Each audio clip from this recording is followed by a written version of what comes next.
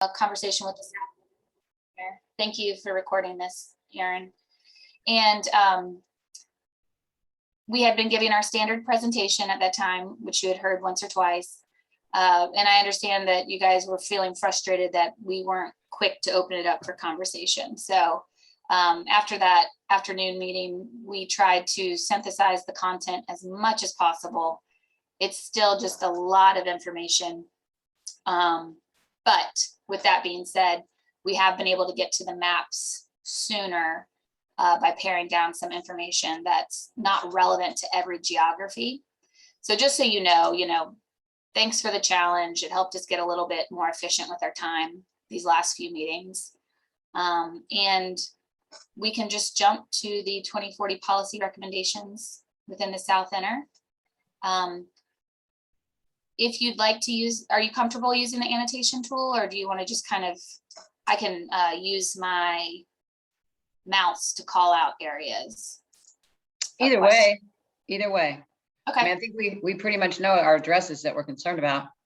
Okay. And so you may want to zoom. I know I'm making this very neighborhood specific, but you may want to zoom in a little closer on Dilworth, because that's what we're here to talk about. Let me do this. Let me go to the online comment application. Okay. Because I think a lot of the comments are documented there. Right.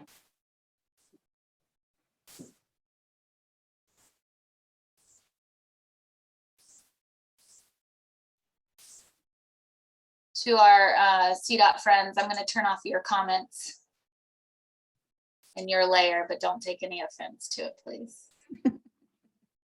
We can turn it back on if we need to.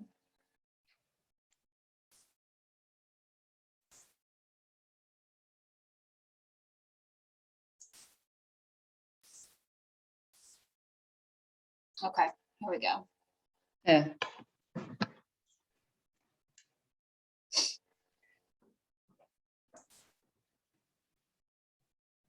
So how do you want to do this?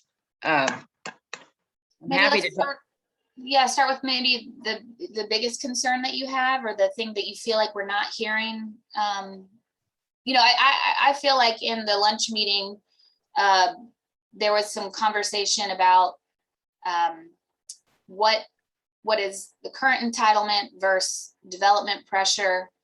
And we basically have to provide some direction citywide on that issue. If council directs us to respect current entitlements, then we won't be able to show some properties as neighborhood 1 because they're already zoned for something more intense. So I think I remember that being one issue. I also remember the Dilworth, Dilworth mentioning that some of these place type recommendations are going to drive development pressure within the historic district. And that was heard loud and clear. We have recently just had a meeting with the historic districts team and are working to identify some criteria to test how we could resolve that. Again, ultimately we'll bring a recommendation to council, but it'll be their decision about whether or not that criteria gets reflected in the second draft. Hold on, let me ask you something there, because I'm a little confused on that. So you're going to bring something to council prior to the release of the second draft? No, concurrent. At the same time. So, yeah. the second draft will not reflect that criteria that you just mentioned. Am I hearing that right? Can I say I'm not sure? Okay, all right, sure, yes. Let me say I'm not sure and provide some explanation. So there are several options that we are testing, and we have to figure out the best way to lay those options out to the community and to council with this second draft. So we've heard from the community a number of things. We're testing and trying to provide options or scenarios in response to those comments. And we don't yet have it figured out how we're going to present that, that analysis. Well, I mean, I'm going to say right up front, I'm glad you're talking to the HD staff, because I'm sure you're aware now, this is not a problem for Dilworth. This is a problem for all historic districts. And some of those are very vulnerable to demolition and displacement, much more so than us. We just happen to catch it early. So that's good. We'll be looking for that. You mentioned back to entitlements. I'm trying to remember that now. I want to just say, I want to back up because I haven't said this at all. This neighborhood, like I live next to a duplex. Next to that is a quadruplex. I have a single family home. We are a mix all through here, right? And I know there was a statement made, something to the effect that 5 single family homes, if you don't have 5 contiguous single family homes, it's like neighborhood 2. I don't have my block. We have 7 houses. It's 400-foot block. We're small. Our parcels are small. We're all mixed up. So I think there is some criteria that you're rolling out here that just may not apply just because of the topography of the neighborhood. Whereas in other neighborhoods, it's not so detrimental to what we have today, which today I think we have a perfect 10-minute neighborhood, Catherine. So, you know, I'm struggling with what I'm seeing. We can look, there's a comment on East Park Ave right there. That's exactly what I'm talking about. That's all R5. There's a quadruplex in it. On the corner I'll put my glasses on now. Okay, so that's actually not the one I'm talking about. We'll talk about it. On that corner there, you see there's the corner of Lyndhurst and Park, East Park Ave, that's an apartment building. And all those others are single family homes. So that is changing. That's right across the street from the elementary school. That same scenario is catty corner across the street. And that's single family with a quadruplex and a duplex in there. So catty corner, yeah. And then a historic landmark on the corner at Cleveland and East Park Ave, which is zoned B1, I believe. It's used as a law firm. So we're all mixed up already in here. And I mean that in the nicest way possible. And that's hurting us, is what I would say.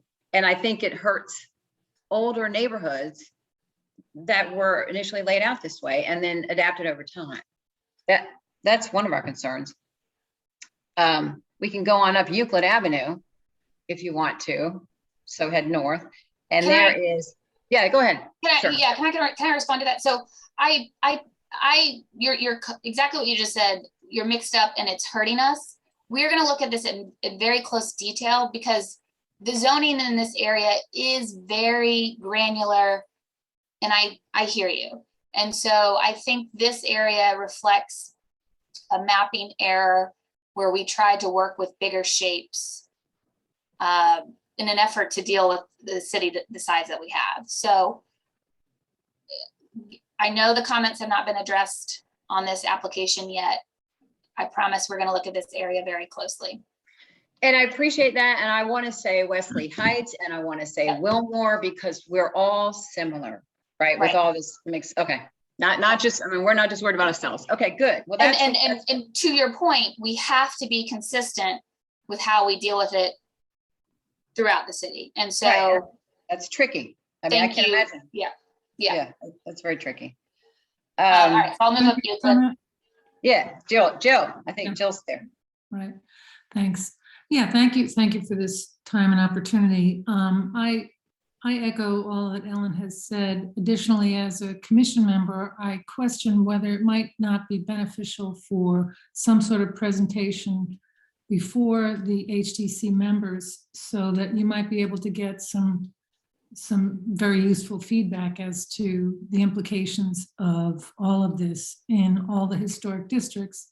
And I also wonder if it might be worthwhile for you to, you know, since you're stuck kind of with this one size fits all format that you're doing across the entire city, and as you're looking at it, you're seeing on a you know, more micro level, the implications of all that, wouldn't it be helpful to just simply carve out all the historic districts in some kind of way, shape, or form so that they are isolated from this overlay process you're doing?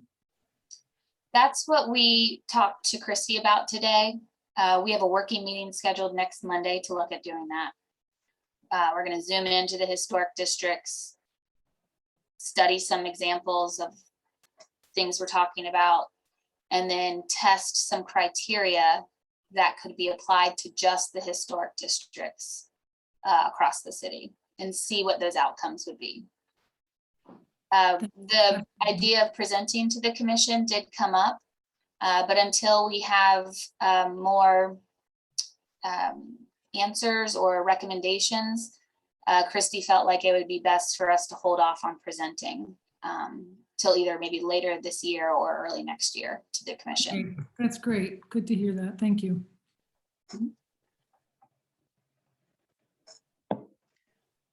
So if you're good, Jill, then I'd like to go on up to Lexington and Euclid. Yeah, I mean, I get the sense that they have definitely heard the heartburn that Yeah. that all of this has caused and are responding. So look Yeah. forward to seeing that.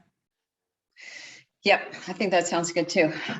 So this part, so there are two comments on this area.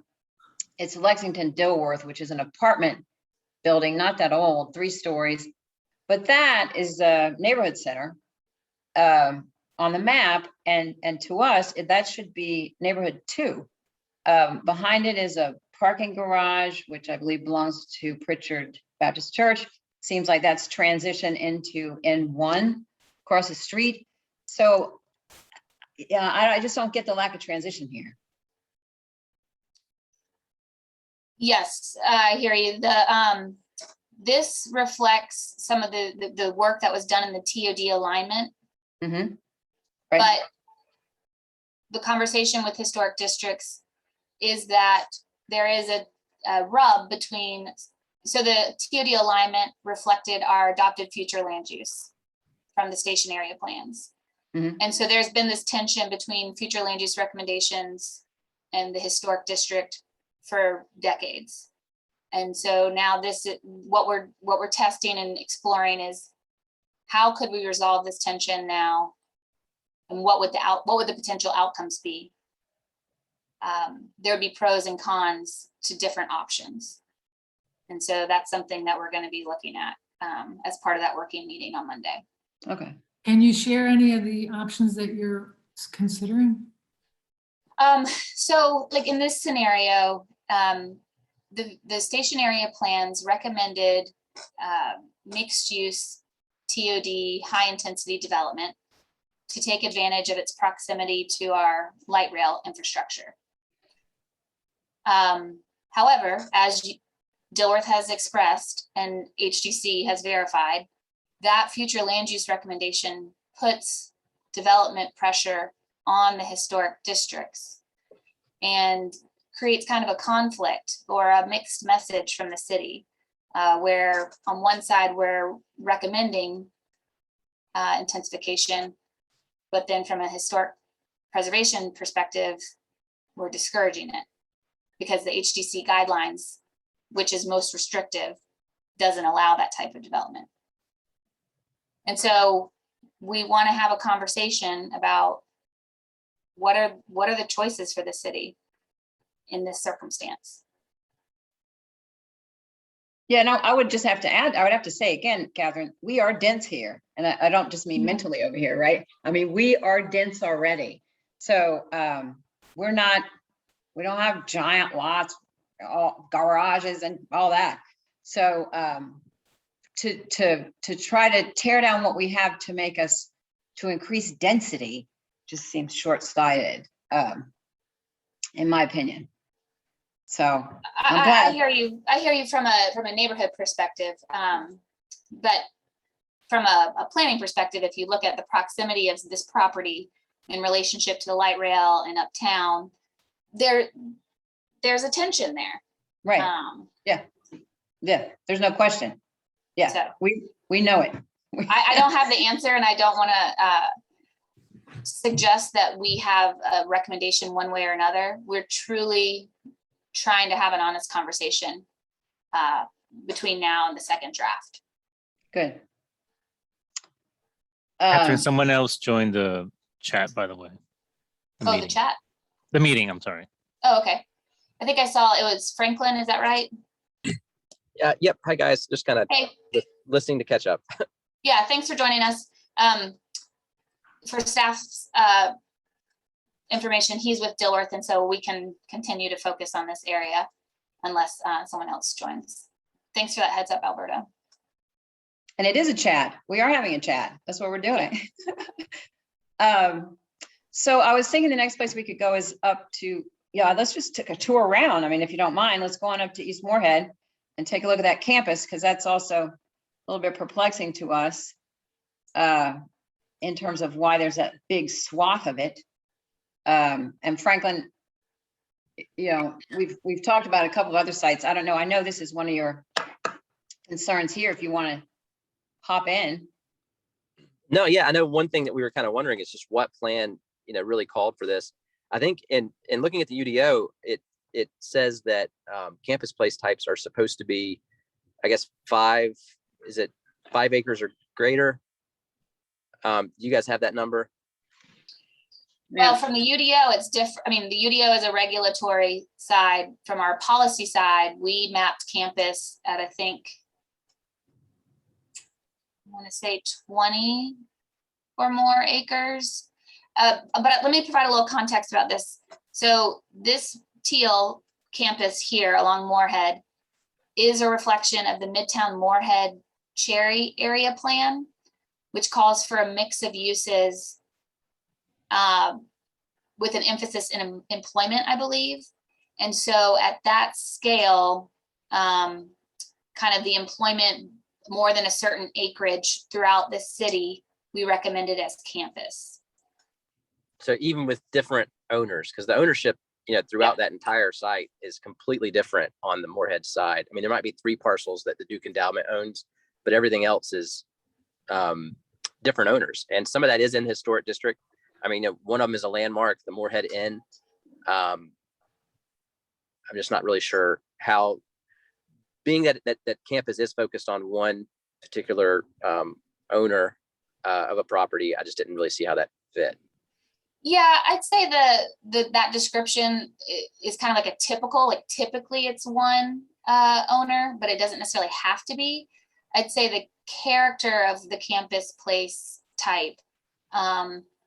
So, a mix of uses, well, more of an employment focus with some supporting residential and amenities, a need to be connected both internally and externally. That's what I think we were trying to get to here with this translation, not so much focus on the ownership. Is there another place in the city that has something similar without? Yeah, down at Tybola. Okay. There's at Tybola and Arrowwood, we saw, because how it translated is it's kind of a mixture of retail and office today.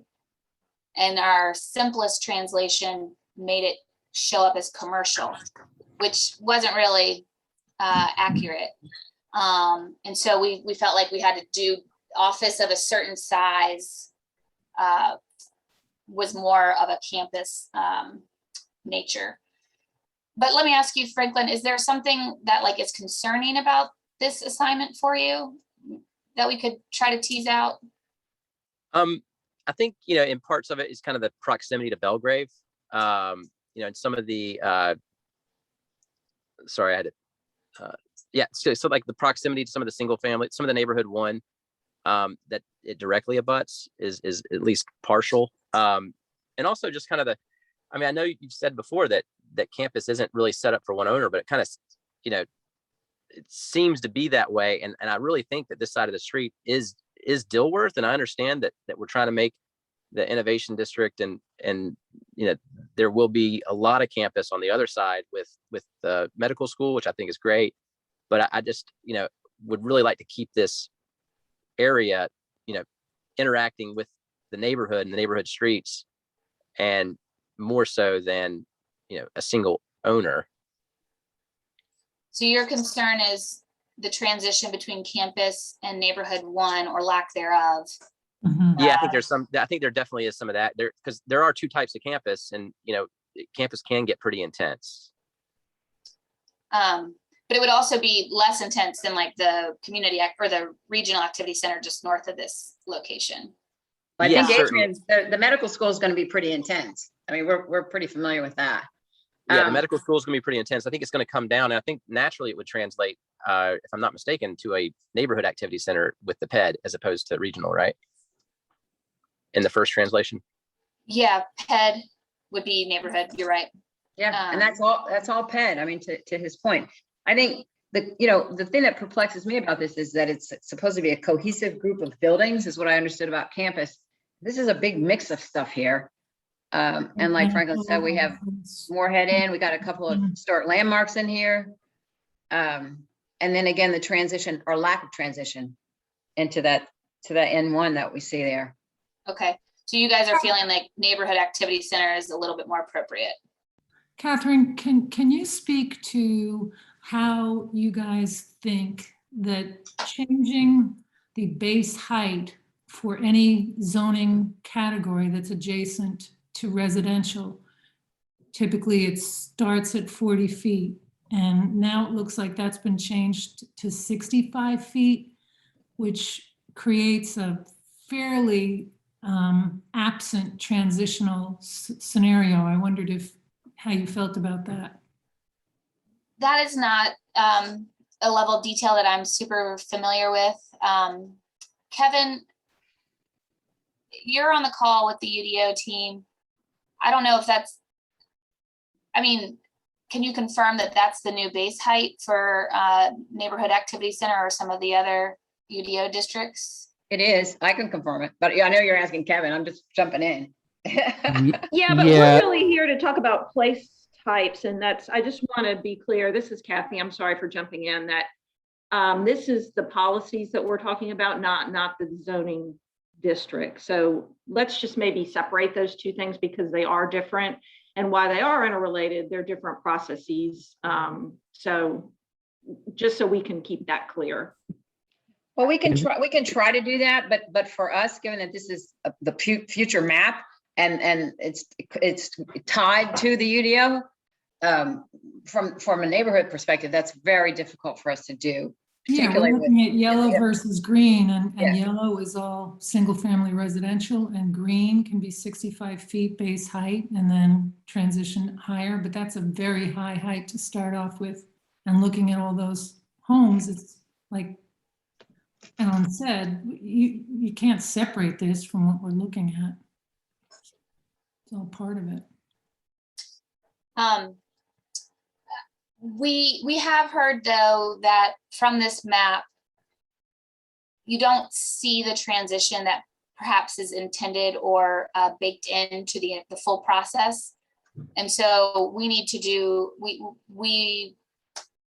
to figure out exactly how to convey where and when the transitions will happen so that people don't feel as concerned about the juxtaposition of the colors they're seeing here on the map. Yeah, because it's stark. It's this, look at what we have in front of us. I mean, it's very stark. Right. And that's what's causing alarm. Yeah, and I think part of the point you're talking about is maybe when you see a regional activity center beside a neighborhood one, because obviously there will be some kind of height restriction there directly adjacent. But I think that there is really no appetite that I've seen to take away entitlements. But I think the fear of the neighborhood or one thought of the neighborhood is that regional activity center will never unbecome a regional activity center, but that neighborhood one could become neighborhood two, in which case a future rezoning would allow that regional activity center to be 250 feet.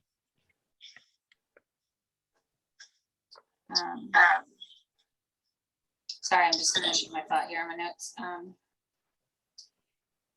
And I think that's also kind of one reason that we are a little adamant about the accurate reflection of the neighborhood one on the edges beside, what's currently regional activity center, because the only thing that would make that regional activity center accurately step down into the neighborhood is an adjacency to a neighborhood one. If it's adjacent to anything else, it can go as high as it wants. Okay.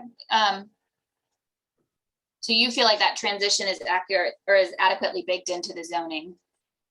No, I'm not saying I think it's adequately baked into the zoning. But I am saying that as it currently stands, it's important to have our neighborhood one accurately reflected on the edges, because if we don't have the correct place type beside the more intense place type, then there will not be an accurate transition into the neighborhood. Does that make sense? Am I Yes, articulating? and Okay. yeah, and I think you missed a little bit earlier the conversation where in our previous conversation, you had mentioned the development pressure that takes place when you don't have the accurate future land use recommendation reflected.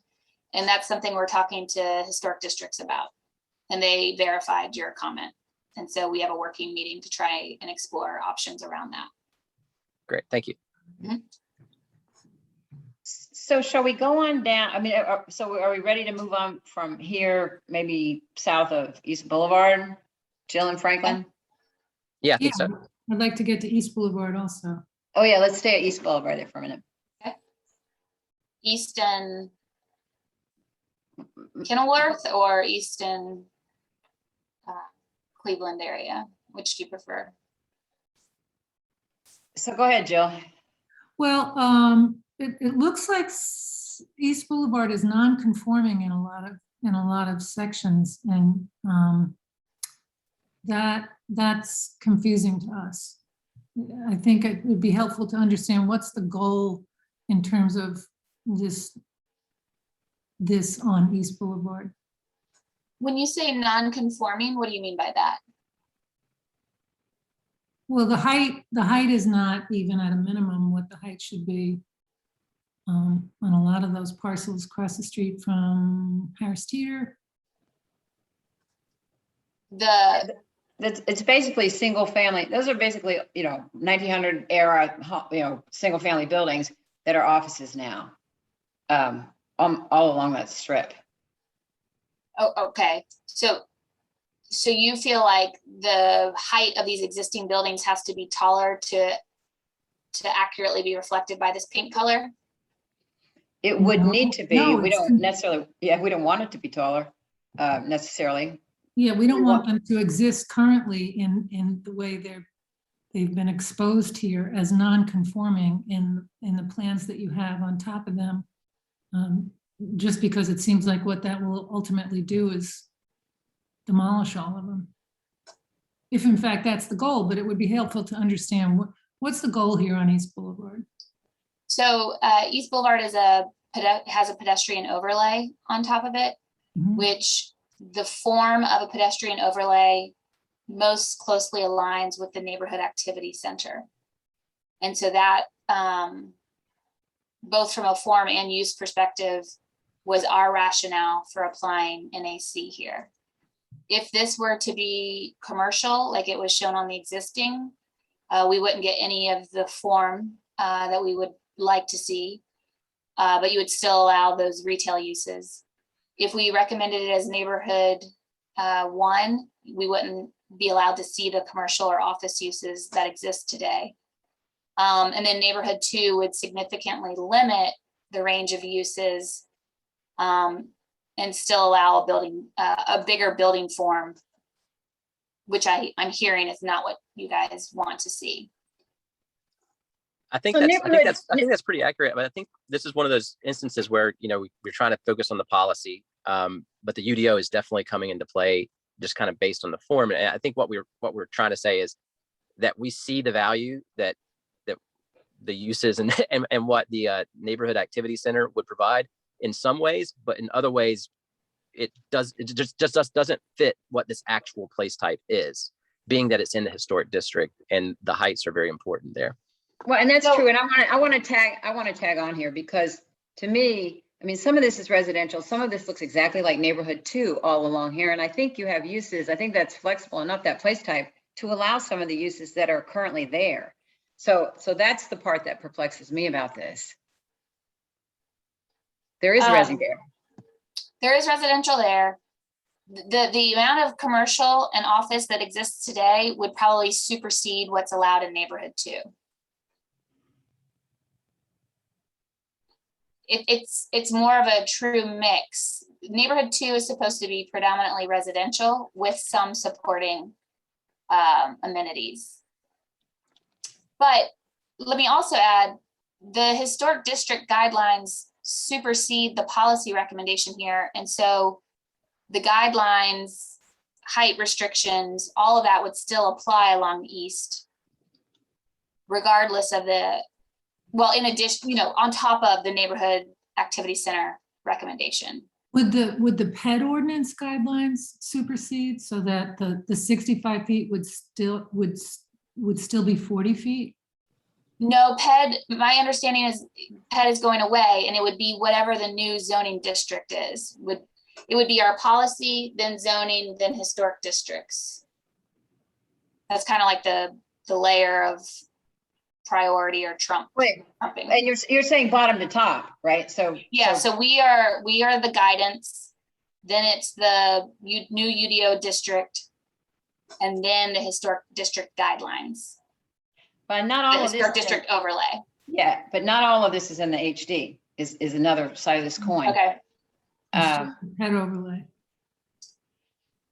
So part of the concern here from staff perspective is we have pedestrian overlays that are not in historic districts. Mhm.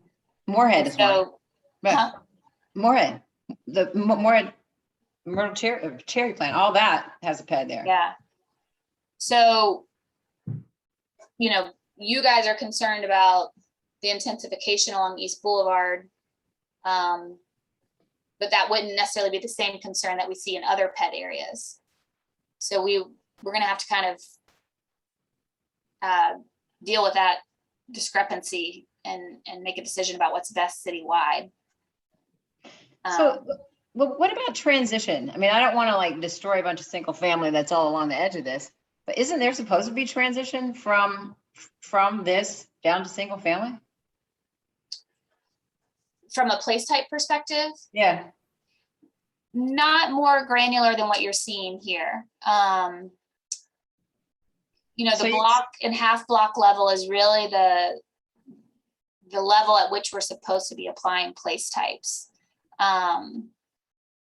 There should be some transitions built into the policy language and the districts, the zoning districts, so that when you have single family next to different place types or zoning, there's criteria for how to deal with that. But we can't reflect that at a color level or, at this level. Yeah. So that's where we get into zoning. So that's where we switch from policy to zoning, which is, again, I'm going to say it's confusing to the public. Obviously. And I guess and because there is a list of adjacencies, right? Recommended adjacencies, and that's in the zoning, correct? I believe so. I think you're right. How it's handled. Yeah, they talk about how you handle it. So I mean, and in that it says that like regional activity center should not be next to neighborhood 1, as far as adjacencies, stuff like that. I mean, I think it actually, I'm not sure what it says about neighborhood activity center. I think it can be next to neighborhood 1. Neighborhood activity center is seen as compatible adjacent. Yeah, I think it is. Yeah. And the regional activity center adjacent to neighborhood 1, that's if we had a clean slate and we weren't already pretty built out city. The reality is we will have some regional activity center adjacent to neighborhood 1. And so through design treatment or other projects, we're hoping we can eventually get to providing better transitions, but it's not something we can retrofit right away. And we're trying to provide the best policy and regulations that we can moving forward to make sure that new development does provide that transition. But there's not a silver bullet right now, unfortunately. Well, I hear your concerns about what this pink color might mean for East Boulevard in terms of development pressure and future intensification. Do you understand from our perspective, like why we recommended it, and that we'll have to look citywide at how other pedestrian areas are handled? Jill, this is Jill, are you there? I'm here. Well, I'm not sure where you're going, Ellen, but I guess it just does seem like you constantly are faced with the difficult task of trying to do a one size fits all. And it's just not doable in a city that has neighborhoods that are 100 years old and a city that has neighborhoods that are 5 years old. I applaud you for your efforts to do this. It must be extraordinarily difficult and complicated, but I still can't see how you can retrofit certain aspects of this whole entire process in a blanket way across all, neighborhoods. And that's where it's worth mentioning that we are going to continue doing community area planning after this. I mean, this policy map is our citywide effort at balancing needs and opportunities, but it's not the end of planning. And so the more nuanced needs or neighborhood needs, and to your point, reflection of what's going on at a closer level, we will continue to look at that and try to develop more guidance, projects, programs to address those nuances. But right now, at this stage in the planning, we really do have to take that citywide look. So it's not the last step in our planning, but I know from your perspective, it's probably hard to trust. Here's a thought. I mean, we see and we know why this is all happening. Nobody's denying the fact that Charlotte's growing by leaps and bounds. But I just wonder if you take these neighborhoods like Wilmore and Dilworth and Wesley Heights that just have on the ground walkable communities that actually function very effectively, successfully, and you provide these very specific development opportunities that are there for those developers who have the pockets and the patience to cobble together the properties they need to make what they want to have happen. And we know how large some of those projects can be given what these new uses will allow for. Why wouldn't the city want to, and this is a macro question, but why wouldn't the city want to make it more difficult in these places so as not to destroy what is successful, and make it much easier to do where the city's infrastructure is such that they can accommodate that, like Wilkinson Boulevard and Freedom Drive, which have wide streets that are actually, in place to do so many wonderful, denser products. I don't think that we're not looking for that opportunity or want that opportunity. I guess we're not trying to disturb what's working here. We want to make it easier in other places.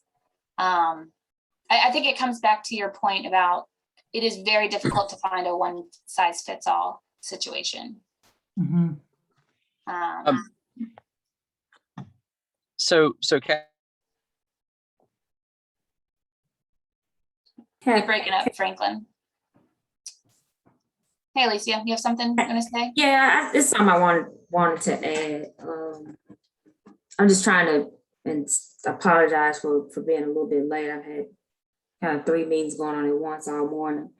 But thank you all for definitely continuing the dialogue on these maps and comments. And since our last conversation, I'm sure Catherine shared this with you, we've been really, really looking at how to improve the mapping and the edging, and especially particularly around the edges, HDC, TOD. We actually had a meeting this morning with our team to make sure that we're not just looking at one neighborhood, but holistically, to your point, other areas that are similar. So what I can say is that what this map does do, and what I think we all can agree, is that it protects the single family residential character of the neighborhood. It reflects what you guys envision as an established and historic neighborhood by coding it or showing it on this map as neighborhood 1. Is that accurate? Is it perfect? No, but for the most part, is that accurate? You caught me, Alicia, because I was getting ready to say. I know. We've talked enough, Ellen. I kind of know where you're going. So is that accurate? I want us to focus not only about what's wrong, because we've heard it, and I know that we're working on it, and we're trying to be really thoughtful, not be reactive, but responsive to what you're saying. And so in the next draft, we want to make sure that the methodology reflects these types of issues throughout the city. But I want to start with just that one question about the neighborhood 1. So Is it perfect? I think No, there's can some transitions we need to work on, Mhm. but I want to start with the neighborhood 1. So for the most part, I mean, we can see where all the comments are. I mean, that's obviously where the problems are. Okay. And some of those are specifically what you just said, where Right. you don't have it right. Okay. Um, And we're working on it. My second question would be for East Boulevard, are we on the same page about PED being kind of the neighborhood center? It's a walkable, the vision of it is consistent with what we know is in the East Boulevard Pedscape plan.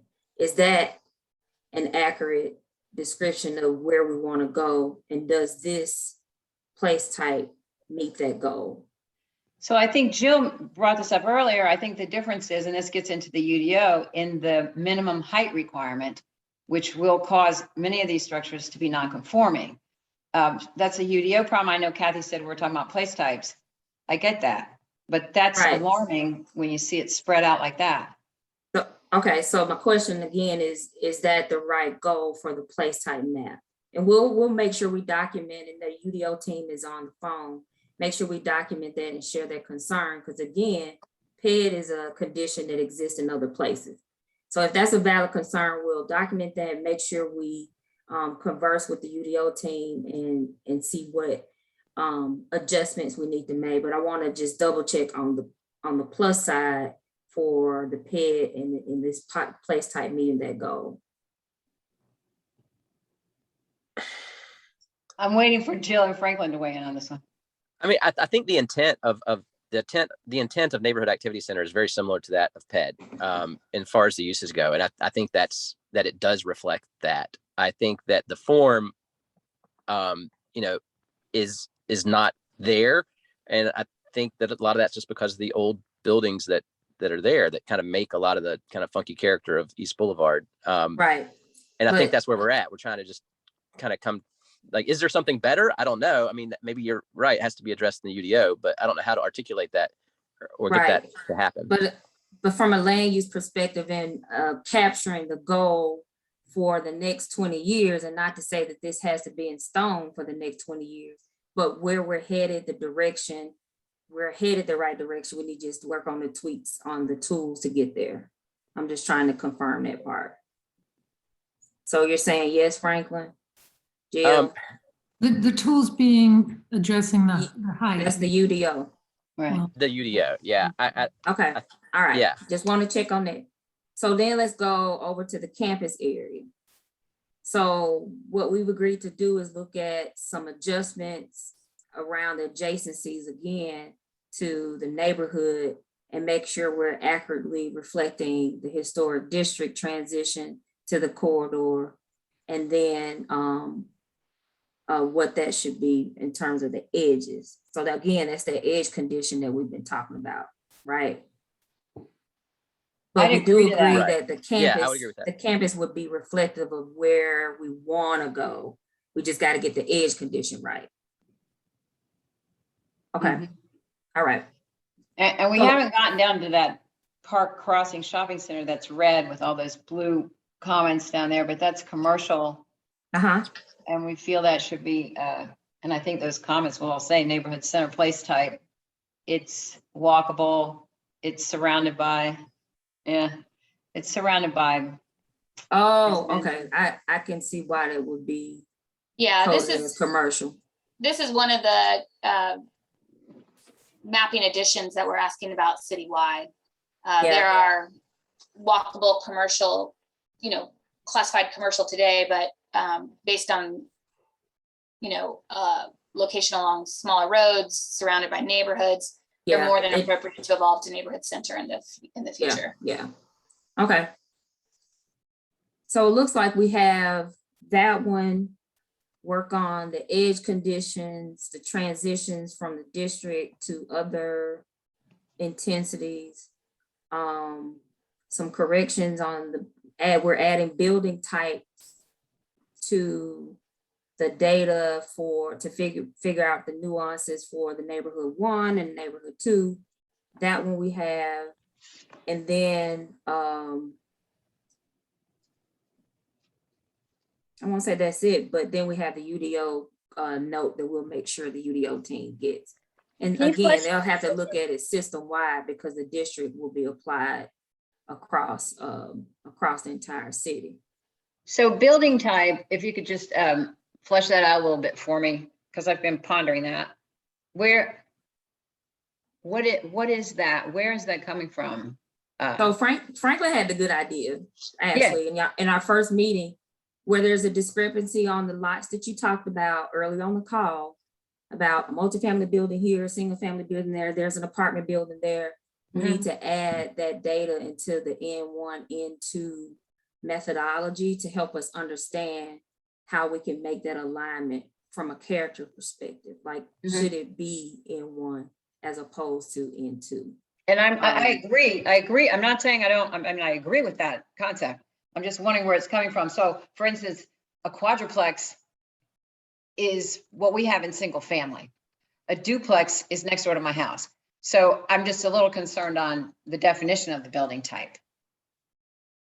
So we have- when I say building types, the data, that's what building is actually on the ground.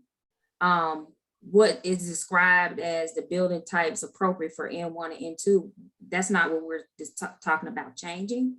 We're talking about the analysis portion that will give us more data to understand why this is orange and why it can't be yellow.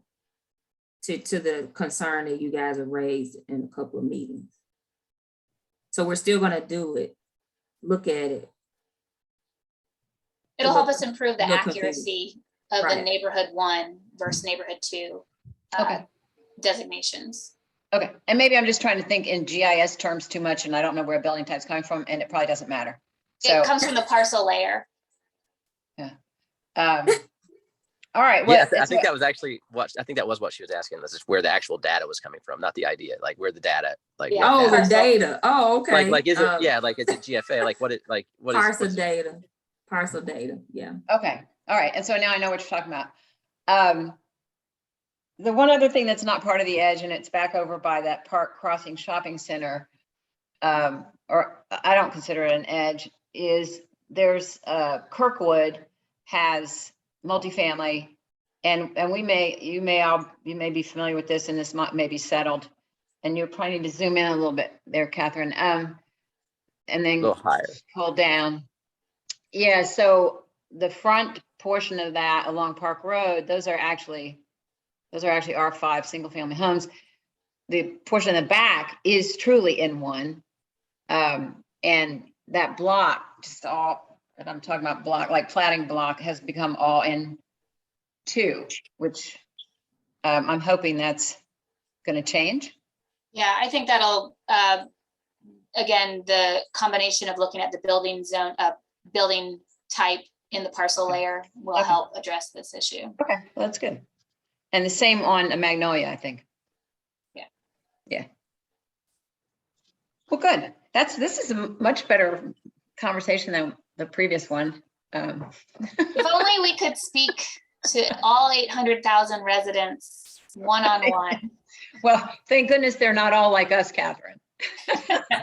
We didn't say that they weren't. I mean, it And really is, it's very complicated and it's hard to synthesize all of this into a digestible presentation. So, you know, I value that you guys care enough to stay like involved and listen. We really do try to do our best to convey it in a way that's easy to digest, but at the end of the day, it's complicated. And so I did have one other question here. So what was the goal of this? So I know we're doing the more area planning after this, right? I mean, so it seemed to me that part of the goal of this was maybe not to have it be exactly what's on the ground now, but have it be essentially what's on the ground now as far as place types, and then add in a few corrections, right? Like where we think it would be a little bit better, but not so much that we're replanning without getting, you know, to the granular kind of area level. And I think I see that happening in most places, but just to kind of reiterate, I see around the edges, it really being kind of like a whole new place type, that regional activity center. And I know I'm kind of going back to that again, but am I accurate in saying that part of the first process, this policy mapping, is to kind of keep it fairly similar to what is already there? Not necessarily. I think in your area, it's pretty similar because your area has meets a lot of the goals of the 2040 plan. The real objective of this citywide effort is to make sure in 20 years, all parts of Charlotte can be a Dilworth. Not, you know, in terms of socioeconomic, but in terms of access to opportunities. There are a lot of parts of our city that don't have land use recommendations that offer them that opportunity. And so, in my opinion, that's the real value of this mapping effort, is to look at where we need to provide better access and how do we do that with balancing the growth allocations that are coming. Like, we don't want to just recommend all the growth go in one area because that only benefits some people. So we're trying to think strategically about what we have coming, who needs what, and how we can allocate it so that at the end of the day, we're all doing better. But your area is just already doing pretty good. So you don't see a lot of changes. No, yeah, I get that. I appreciate that. And I guess one more thing, and I know this may not have anything to do with you guys, but I think that one thing that irked some people was there was a very good explanation that was done for council of the whole process. And they used a parcel in Dilworth, 500 East Moorhead. I mean, the problem is they called it Uptown. And I mean, I think names matter and neighborhoods matter. And I just kind of want to say that, you know, I don't know that we do feel like this whole area is Dilworth, and that the Dowd YMCA and the old AG building and that stuff, you know, is the neighborhood. And there is some fear, you know, in the neighborhood, maybe unfounded, that we're going to have these giant skyscrapers and that it's going to, Uptown's just going to kind of come into the neighborhood. We don't think that's true, but, you know, it doesn't help to call it Uptown. And that was just kind of a thought as well. I don't know which presentation you're talking about. It was I a don't know. It was actually a really good one. Yeah, it was actually a really good presentation. Council strategy. I do have one question about the community area plan process afterwards. Sorry, my phone's ringing. That is going to happen after the translation, but prior to, sorry about this, prior to the realignment. Is that correct? That community planning is going to be an ongoing forever thing for us. Oh. We will work through the city methodically on an ongoing basis. to make sure that every part of the city has updated land use guidance on, I think it's like a 7 to 10 year basis. Okay, So- that makes sense. But and I guess my confusion is, we had to deal with small area plan. I know it became too old to be included. And now we're in South Inner. Yes, you're the South Inner geography. Because I always want to say inner south, but it's South Inner. We're very, it's different, like between Eastover. I mean, it's I guess our small area plan was easier to do because the area that we were talking about is similar. So I'm just curious how that works, how that will work. Well, I'll speak to that. And you guys know the kind of the better than some neighborhoods why we had to even do the comprehensive plan and definitely this map, because our area plans are too old. And at the rate that we were doing them, you might get 1 or 2 plans every 3 to 5 years. And so what we found in that process and what we're thinking about doing is that there are neighborhoods that are similar, that are closer in proximity in terms of their issues or development trends. It's just not a hard stop or boundary. And so that's how we came up with the 15 planning geographies. They're not written in stone, but we had to start someplace and trying to break down geographically how we might tackle updating land use in the future. That does not say that we won't do strategic plans that are more focused, like the West Boulevard playbook or something that speaks to a specific issue. And so that's part of the approach moving forward. There's a piece in the I can't remember the page, but pages in the comp plan that talk about our planning approach in the future and the different layers of the plan and how they will get updated. And so that's how we plan to keep the community planning area in the comp plan, everything updated, because we've been chasing, just trying to be on top of things for years. And so it doesn't mean that we won't have a smaller geography. It just has to be very strategic and focused. And then it will update the larger geographies in terms of what that specific plan will do. We were just chasing, spending 3-5 years on one plan. And there are other parts of the community that haven't had a plan in 15 and 20 years. So we're trying to be equitable as well as responsive to changes over time. And this is kind of how we're planning to approach it. When that starts, we're not really sure. That's why we're saying after we have some kind of zoning in place, it's hard to talk about a future of an area and you don't have the tools already established. And then we'll start and lay out the process in more detail, probably likely next fall. Well, we've been, and I think it's starting on page 152, because we have been looking and studying and trying to figure this out in a comp plan. And so that's actually good to hear. It'll be more focused than it looks like at first blush on that one.